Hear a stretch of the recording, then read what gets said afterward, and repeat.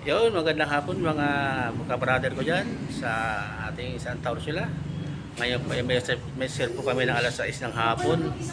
At habang wala pa po yung oras namin, ako po muna ay mag-i-interview sa isang puging altar server. Ito na po siya, magpakilala ka kuya.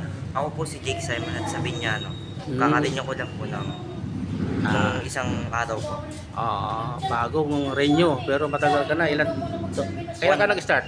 2024 po. One year na rin. 1 to 3 years. Ganon. So, gaano ba kahalaga ang maglingkod sa ating Panginoon? Ano po masaya?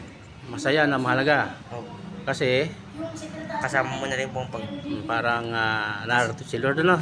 kasama mo na. Mapapalapit tayo sa Diyos. Lagi po tayo manalig sa Kanya. Okay, yan. So, okay. Pwede mo anyahan yung makakapanood sa atin. Anyahan mo yung makakapanood sa atin para maging altar server din. Sige po ba sumali? Sali po kayo. After po ng Holy Week, sumali po kayo sa Kristan. So, yun ang paanyaya ng aking kuya, no?